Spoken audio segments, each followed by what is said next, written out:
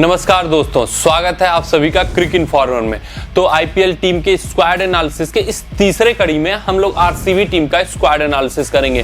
देखेंगे कौन सा उनका मजबूत पक्ष है और कौन सा उनका कमजोर पक्ष है। इस बार के आईपीएल ऑक्शन टेबल पे आरसीबी एकदम ठप थी, क्योंकि उनके पास न पर्स में पैसे थे। कहा जाता है ना, खर्च करने के रुपए थे तो खर्च करेंगे क्या, तो पैसे थे ही नहीं तो करेंगे क्या। बस हाँ, उनके पास एक डाउट था कि रिटेन्ड प्लेयर में ग्लेन मैक्सवेल क्या, मतलब उनका फिटनेस टेस्ट क्या रहेगा, फिटनेस कैसा रहेगा आईपीएल आते आते। तो वहां पे उन्होंने एक अपना एश्योरिटी कर लिया कि अगर मैक्सवेल नहीं तो कौन, तो उनके पास एक एश्योरिटी हो गई, मैक्सवेल नहीं तो विल जैक्स। तो एक चीज तो उन्होंने कंफर्म किया, बट मैक्सवेल का विल जैक्स से एशियन कंडीशन में कंपैरिजन करना ये बहुत मतलब टेढ़ी खीर साबित हो सकती है, क्योंकि मैक्सवेल प्रूवन प्लेयर है, एशियन कंडीशन के स्पिन अच्छा खेलते हैं, लेकिन विल जैक्स स्पिन को कैसा खेलेंगे ये क्वेश्चन मार्क रहेगा। अगर मैक्सवेल पूरी तरीके से नहीं फिट हो पाते हैं ना, तो इनका लोअर मिडिल ऑर्डर और मिडिल ऑर्डर पूरी तरीके से फ्रेजाइल दिख रहा है। पूरी तरीके से इनके पास फिर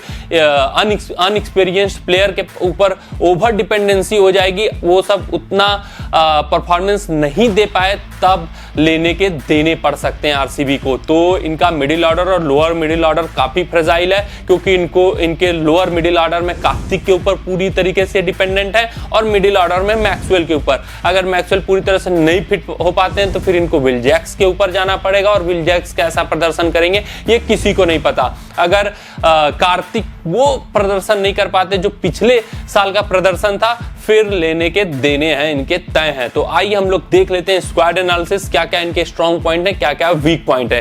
तो इनका जो स्ट्रॉन्ग पॉइंट है पहले वो डिस्कस कर लेते हैं, जहां पे इनके पास बैकअप भी तैयार है, सब कुछ है। जो इनका मेन स्ट्रेंथ है वो है इनका पेस अटैक। तो पेस अटैक देख लेते हैं, इनका पेस अटैक की बात कर लेते हैं।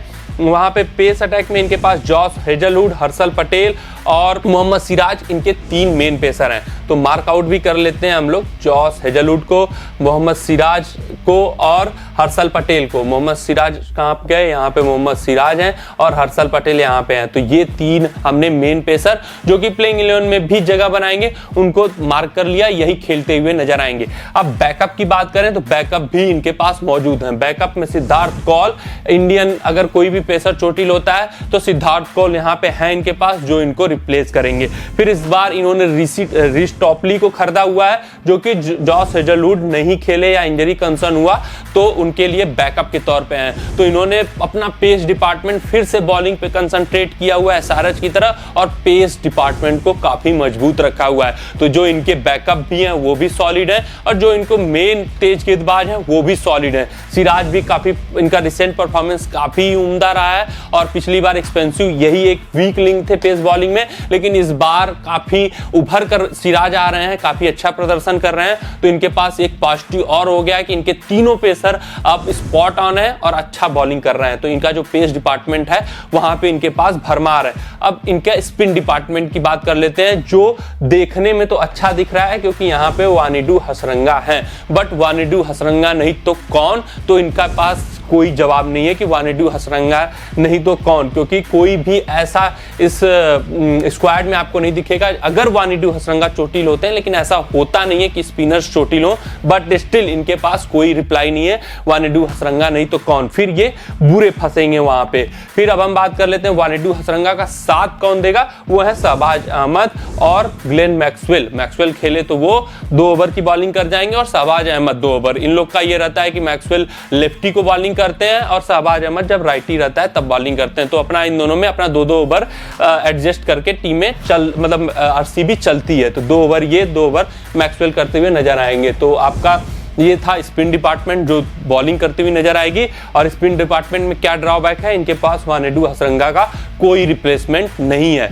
अब हम बात कर लेते हैं इनका बैटिंग ऑर्डर। बैटिंग ऑर्डर में ओपनिंग कॉम्बो इनका सेटल्ड है, और माइक हैसन ने कंफर्म कर दिया है की ओपनिंग में विराट कोहली और फाफ डु प्लेसिस ही बैटिंग करेंगे और किसी का चांसेस नहीं है, और दोनों इंजर्ड भी नहीं होते तो रिप्लेसमेंट का भी नहीं कोई बात होगा। वैसे अनुज रावत इनके पास रिप्लेसमेंट के तौर पे मौजूद है, लेकिन पिछली बार उतना अच्छा परफॉर्मेंस नहीं था। अनुज रावत को काफी मौके दिए गए लेकिन नहीं कर पाए, बट अनुज रावत की जगह आए रजत पाटीदार ने कारनामे किए आरसीबी के लिए, काफी अच्छा प्रदर्शन किया। उसी की बदौलत इंडियन टीम में भी सिलेक्शन हुआ रजत पाटीदार का। तो नंबर 3 तक तो इनका सेटल्ड ऑर्डर है।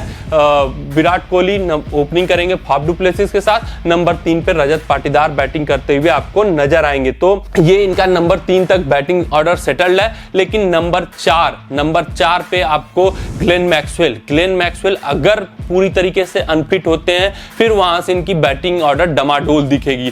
तो अगर मैक्सवेल अनफिट होते हैं तो विल जैक्स खेलते हुए दिखेंगे, फिर महिपाल लोमरोर खेलते हुए दिखेंगे, फिर उसके बाद शहबाज अहमद खेलते हुए दिखेंगे, फिर कार्तिक के ऊपर ओवर डिपेंडेंसी आ जाएगी। कार्तिक सिर्फ 3 ओवर के लिए बैटिंग करने आएंगे, वो 3 ओवर में अगर कार्तिक फ्लॉप होते हैं तो पूरी तरीके से इनका बैटिंग ऑर्डर फ्रेजाइल नजर आ रहा है, मिडिल ऑर्डर और लोअर मिडिल ऑर्डर। तो मिडिल ऑर्डर और लोअर मिडिल ऑर्डर मैक्सवेल के एब्सेंस में फ्रेजाइल है। अगर मैक्सवेल खेलते हैं तो मिडिल ऑर्डर तो मजबूत है, बट लोअर मिडिल ऑर्डर में महिपाल लोमरोर, शहबाज अहमद और दिनेश कार्तिक कैसा परफॉर्मेंस देंगे?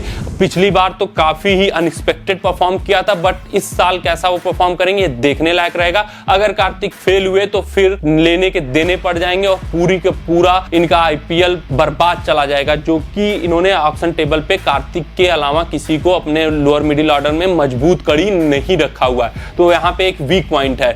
अब हम बात कर लेते हैं इनके प्लेइंग 11 के बारे में और वहां पे देख लेंगे कौन कौन से प्लेयर एडजस्ट होते हैं प्लेइंग 11 में। अगर हम इनके प्लेइंग 11 की बात करें तो प्लेइंग 11 में as we have discussed earlier Virat Kohli और फाफ डु प्लेसिस ओपनिंग करेंगे, Rajat Patidar 1 down, Glenn Maxwell 2 down. If fit नहीं खेलते हैं तो विल जैक्स आपको यहाँ पे खेलते हुए दिखेंगे, फिर महिपाल लोमरोर, शहबाज अहमद और दिनेश कार्तिक। ये 3 जो इनका है 5, 6 और नंबर 7 ऐसा डिपार्टमेंट है कि अगर फेल हुआ, मतलब इसमें ये कॉन्फिडेंस नहीं है, क्योंकि मैं कार्तिक के ऊपर वो श्योरिटी नहीं हूं जो पिछली बार का परफॉर्मेंस दिया तो वही परफॉर्मेंस हर बार एक ही प्लेयर रिपीट कर पाए। वो भी उम्र इनकी ढलती जा रही है, 39 ईयर एज, क्रिकेट में बहुत उम्र है, तो फिर से वही परफॉर्मेंस दे दें, ये काफी मतलब आश्चर्यचकित बात होगी कि अगर कार्तिक फिर वही परफॉर्मेंस देकर दिखे। तो ये नंबर 5, नंबर 6 और नंबर 7 का ऐसा स्पॉट है जो वरिंग स्पॉट है आरसीबी के लिए, और यही इनको घातक साबित होगा महत्वपूर्ण मैचेज में जहां पे प्रेशर सिचुएशन होगा। फिर अगर मैक्सवेल नहीं खेले फिर तो इनकी बैटिंग ऑर्डर काम ही खत्म है, क्योंकि फिर Faf du Plessis, Virat Kohli और रजत पाटीदार पे ही इनको निर्भर होना पड़ेगा, और कोहली को फिर वही अपना पुराना कोहली रूप कि 20 ओवर तक अकेले खेल जाएं। फिर अगर कोहली कुछ ऐसा करके जाते हैं तभी चमत्कार हो पाएगा बैटिंग ऑर्डर में, नहीं तो फिर इनकी बैटिंग ऑर्डर उतनी मजबूत नहीं दिख रही है। हाँ, इनकी बॉलिंग में दम है, बॉलिंग में इनके पास स्पिनर है वानिडू हसरंगा जो कि स्पिन करते हुए नजर आएंगे और थोड़ा बहुत बैटिंग से भी कंट्रीब्यूशन दे सकते हैं। नंबर 8 पे, नंबर 9 पे बॉलिंग करेंगे हर्षल पटेल, नंबर 10 पे हैजलवुड और फिर मोहम्मद सिराज। तो इनके बॉलिंग में दम है, इनके पेस अटैक में दम है।